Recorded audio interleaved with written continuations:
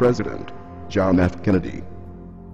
Ladies and gentlemen, the very word secrecy is repugnant in a free and open society, and we are, as a people, inherently and historically opposed to secret societies, to secret oaths, and to secret proceedings. We decided long ago that the dangers of excessive and unwarranted concealment of pertinent facts far outweighed the dangers which are cited to justify it. Even today, there is little value in opposing the threat of a closed society by imitating its arbitrary restrictions. Even today, there is little value in ensuring the survival of our nation if our traditions do not survive with it. And there is very grave danger that an announced need for increased security will be seized upon by those anxious to expand its meaning to the very limits of official censorship and concealment. That I do not intend to permit to the extent that it's in my control. And no official of my administration, whether his rank is high or low, civilian or military, should interpret my words here tonight as an excuse to censor the news, to stifle dissent, to cover up our mistakes, or to withhold from the press and the public the facts they deserve to know.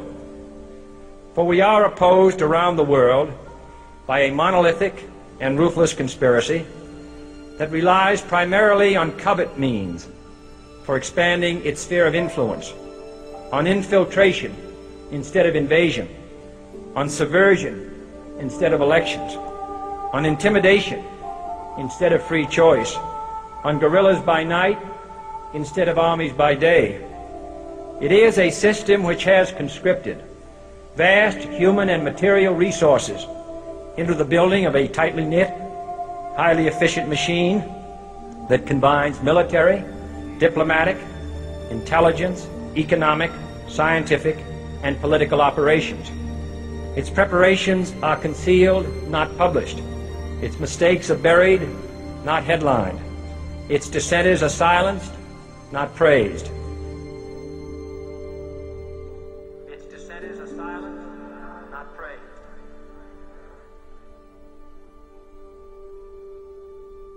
Its dissenters are silenced, not praised. Its dissenters are silenced, not praised. Its dissenters are silenced, not praised. Its dissenters are silenced, not praised. No expenditure is questioned, no rumor is printed, no secret is revealed. No president should fear public scrutiny of his program, for from that scrutiny comes understanding, and from that understanding comes support or opposition, and both are necessary.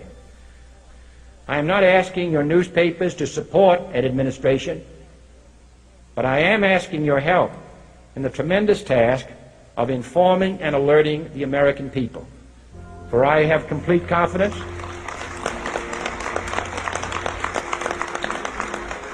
in the response and dedication of our citizens whenever they are fully informed.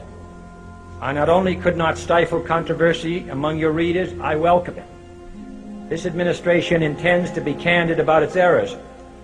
For as a wise man once said, an error doesn't become a mistake until you refuse to correct it. We intend to accept full responsibility for our errors, and we expect you to point them out when we miss them. Without debate, without criticism, no administration and no country can succeed, and no republic can survive. That is why the Athenian lawmaker Solon decreed it a crime for any citizen to shrink from controversy. And that is why our press was protected by the First Amendment, the only business in America specifically protected by the Constitution, not primarily to amuse and entertain, not to emphasize the trivial and the sentimental, not to simply give the public what it wants, but to inform, to arouse, to reflect, to state our dangers and our opportunities, to indicate our crises and our choices, to lead, mold, educate, and sometimes even anger public opinion. This means greater coverage and analysis of international news, for it is no longer far away and foreign, but close at hand and local. It means greater attention to improved understanding of the news, as well as improved transmission. And it means, finally, that government at all levels must meet its obligation to provide you with the fullest possible information outside the narrowest limits of national security. And so it is to the printing press, to the recorder of man's deeds, the keeper of his conscience, the courier of his news, that we look for strength and assistance, confident that with your help, man will be what he was born to be, free and independent.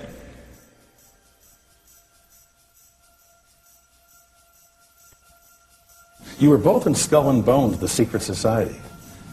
It's so secret we can't talk about it. What does that mean for America? The conspiracy theorists are going to go wild. I'm sure they are. I don't know. I haven't seen the web. Number 322? You both were members of Skull and Bones, a secret society at Yale. What does that tell us? Not much, because it's a secret. Is there a secret handshake? Is there a secret code? I wish there were something secret I could manifest. 322, a secret number? There are all kinds of secrets, Tim, but one thing is not a secret. I disagree with this president's direction that he's taking the country. We can do a better job, and I intend to do it. And we'll be watching. Be safe on the campaign trail. John Kerry, thanks for joining us. And we'll be right back. It's good to be back at the Council on Foreign Relations. As Pete mentioned, I've been a member for a long time and was actually a director for some period of time. I never mentioned that when I was campaigning for re-election back home in Wyoming. Senator Clinton, how you doing? I'm good. How are you? Can I ask you a quick question while you signed that? Sure. It was reported in June of 2006 you attended a meeting in Ottawa, Canada, the Bilderberg Group. Can you comment on that? What's going on with the Bilderberg meeting, and what do you guys talk about up there? I have no idea what you're talking about. Yeah, you do. I was reported you were up there and people saw you up there. I just want to know what you guys talk about and meet about up there. Sir, I don't know. Why are they such top secret meetings? I have no idea what you're talking Your about. husband went to a Bilderberg meeting too. I'm just wondering. I'm not being rude or anything. No, I just want to know what happens at these meetings. Well, since I wasn't there, I have no idea. Okay, thank you, Senator. Thank you. Howard. There you go. Thank you very much. Listen, I am a happy member of the Bohemian Grove. I like the folks who come there, and it's really inappropriate for me to talk about the group beyond that. Thank you. Have you been there for the ceremony with the cremation of care? Frankly, I don't think that's something I need to talk to you about.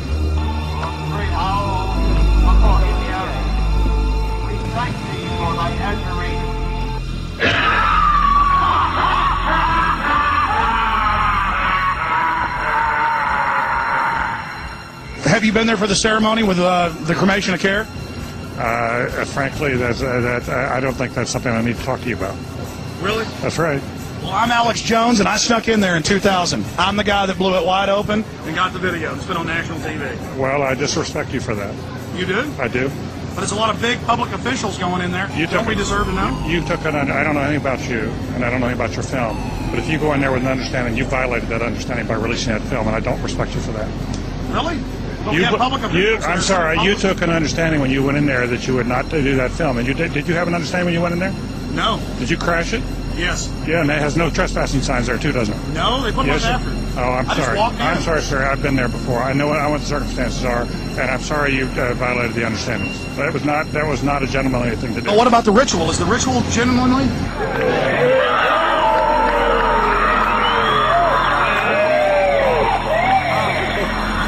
Sir, everything. I don't owe you this comment. I know.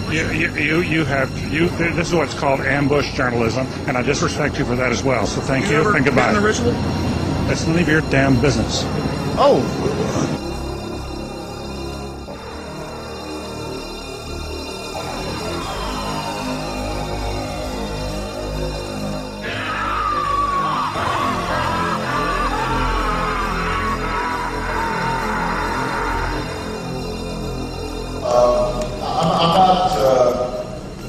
The Council on Foreign Relations, I don't know if I'm an official member. I've spoken there before.